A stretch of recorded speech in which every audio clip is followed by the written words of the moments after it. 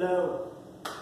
Today we're doing a mobilization or active stretch for the whole arm, rotational based. We'll try to take it as many different directions as we can. So the basic idea of what we're doing, we're going to try to get a cupped palm. So the palm part of the hand is coming into a fist, but the fingers are staying straight. So if you put them into a beak and then open them slightly, that will probably get you pretty close enough. As you do the exercises, you'll get a better feel for it. So we're going to do this cupped palm, straight arm, twisting motion. As you progress, we're going to take it 6 different directions. As you progress, you'll start to feel the connections through the fingers. I originally uncovered this in I believe it was a Tai Chi book, but I've seen variations, similar aspects in a couple different contexts, usually sourced from that general line of thinking in terms of movement. But some ways I've enjoyed and benefited from it and discovered new things about my body. I'll take it in kind of 6 basic dimensions, but I encourage you to explore further. The body's the boss. So we'll go forward and back, or as far back as you can. Feel free to let the torso, fly trying to say hello, let the torso and the shoulder blades participate or isolate. In general, I'd say encourage participate. Then you can always remove parts and limit the complexity of the movement from there. But I'd suggest in each of these directions, 10,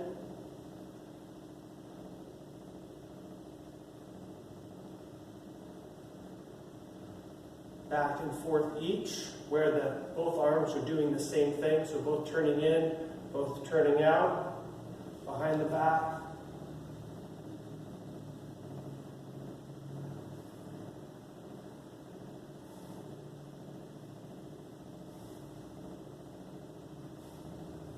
Ten each way.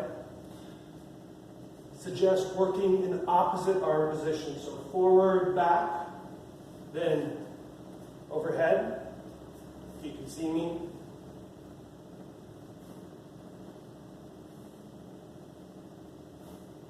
Pacing-wise, I'm using a full inhale and exhale each movement. So inhale, exhale. Inhale, exhale. 10 each twist. Overhead, then down.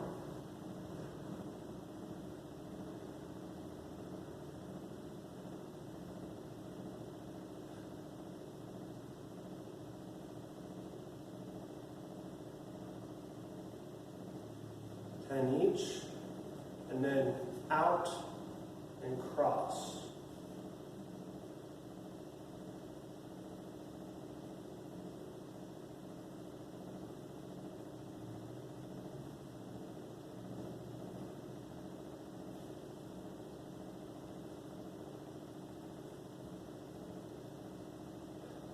For the arms crossed, you may notice one arm is above the other. If you want to make it symmetrical, do 5 with, say, right arm above, and then 5 with left arm above.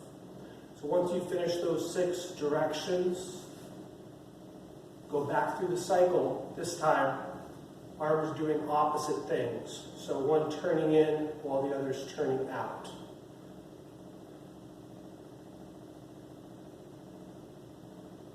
Proceed through the same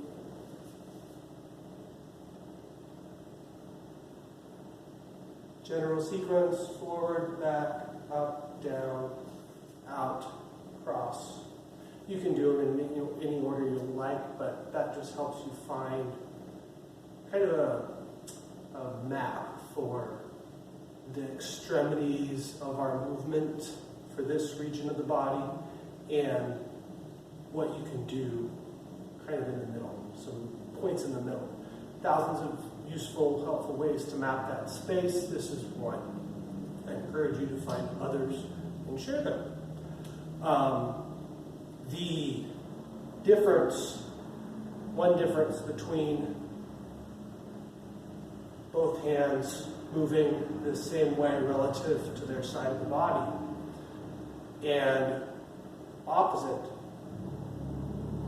you will start to discover a lot of the connections between the shoulder complex and the core. The shoulder muscles attach all the way from the head, down the entire spine, to the sacrum, the pelvis, and then through the abdominals, and the chest, neck, chin. So it really wraps the whole core. Anytime you're trying to find some spinal alignment and not addressing, not discovering, not looking into how shoulder, arm, hand, finger patterns might be affecting that, working with it, benefiting from it or not, there's another stone to unturned. Great practice. It's really fun when you start finding the finger connections with the twisting, and those travel up and down the arm. For more advanced people or people that get further lost in this, another way you can expand this practice is, where does the movement come from? Is it the whole pattern initiated at once? Is it the fingers initiate, then wrist, elbow, shoulder, shoulder blade? Is it initiated from the shoulder blade and down the arm, through the joints, through the connecting chain there? So you can play with both of those. That gives you a whole bunch more to work with. Wonderful practice. Thank you to whoever people helped discover it. There you go. Enjoy. Any comments? Leave them in the questions in the comments, and I'll try to answer them. Thank you.